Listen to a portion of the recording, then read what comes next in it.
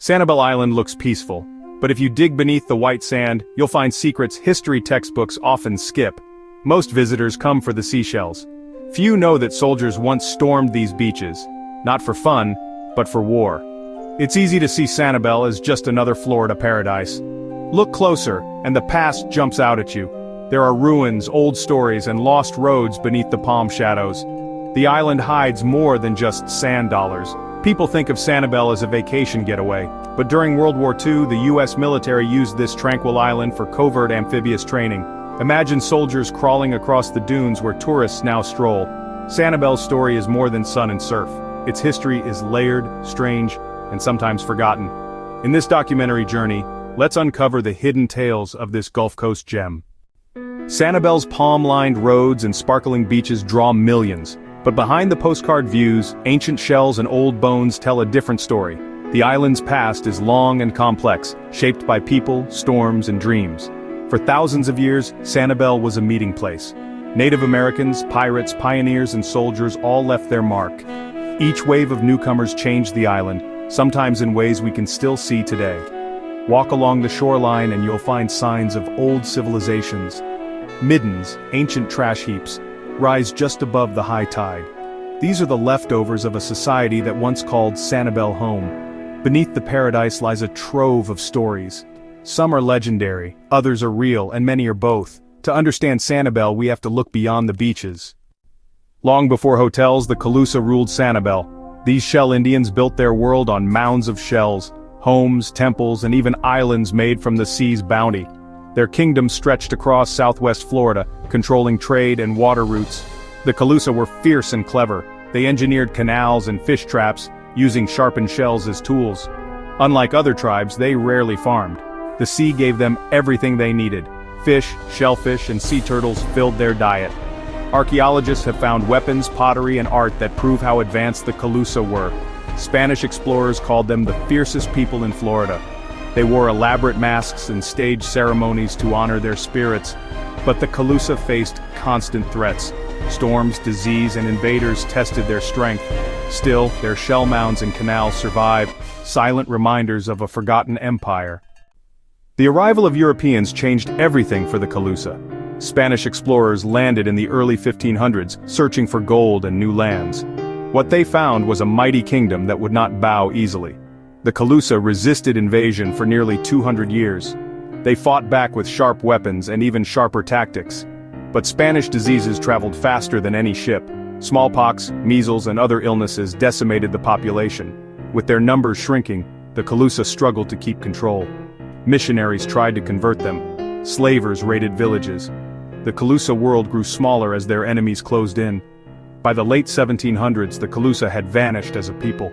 Their legacy lived on in shells, legends, and the shape of the land. The age of the natives ended, but Sanibel's story was just beginning. After the Calusa, new legends swept over Sanibel. The most famous is the tale of Gasparilla, the pirate king. Locals say he buried treasure on the island's beaches, leaving behind ghost stories and gold fever. Gasparilla, or José Gaspar, is said to have ruled the Gulf with an iron fist. He attacked ships, kidnapped captives, and hid loot along Florida's coast. Sanibel, with its hidden coves, made the perfect pirate hideout, or so the stories claim. But, historians have poked holes in the legend. There's little proof Gasparilla ever existed. Most tales appeared in the early 1900s, spun by hotel owners to attract tourists. Still, the story stuck, and pirate festivals keep the myth alive. Treasure hunters still roam Sanibel, hoping for a lucky find. Whether fact or fiction, the pirate legend is part of the island's strange, alluring past. In the 1940s, Sanibel changed overnight. The tranquil island became a secret training ground for the United States Army.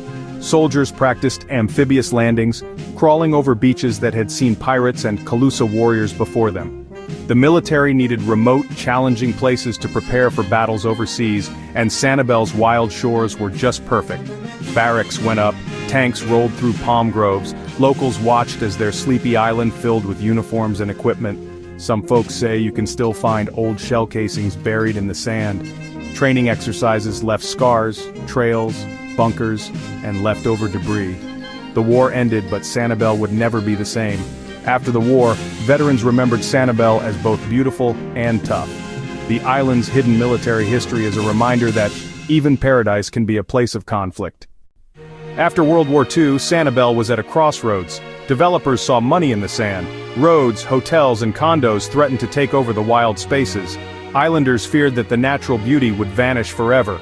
The population boomed, land prices soared, bulldozers started clearing mangroves and wetlands. Sanibel's fragile habitats, the very things that made it special, were in danger. Some residents fought back. They launched campaigns to slow development and protect the island's wildlife. It wasn't easy. Money talks, and many wanted to cash in. Sanibel stood on the edge. The fight to save it was just beginning, a battle that would shape its future. Enter J. Norwood Ding Darling, a Pulitzer Prize-winning cartoonist and passionate conservationist. Darling loved Sanibel's wild places. In the 1940s and 50s, he led the charge to protect them. Darling knew that once the mangroves and marshes were gone, they'd never come back. He rallied locals, lobbied Congress, and used his fame to draw national attention. His efforts paid off. In 1945, the Sanibel National Wildlife Refuge was established, later renamed in his honor. The Ding Darling Refuge covers over 6,400 acres. It's a haven for birds, alligators, and even rare bobcats. Trails, boardwalks, and observation towers let people enjoy nature without harming it. Thanks to Darling and other islanders, Sanibel kept its wild heart. The battle between development and conservation continues, but nature still has a fighting chance. Sanibel is a place of beauty, but also of struggle and survival. Its hidden history tells us that every paradise is more than meets the eye. The Calusa, pirates, soldiers, and conservationists all shaped what we see today. Today, Sanibel faces new challenges: rising seas, storms, and crowds. The lessons of the past are clear. If we forget the stories beneath the sand, we risk losing more than just a vacation spot. Every shell on the beach is a piece of history. Every trail leads to forgotten battles, lost kingdoms, and brave defenders. The island's story is still being written, one tide at a time. So next time you visit Sanibel, look beyond the shoreline. Dig deeper. Every beautiful place has a hidden story, waiting for a curious explorer to uncover it. What's your favorite little-known fact or legend about Sanibel Island? Let me know in the comments below.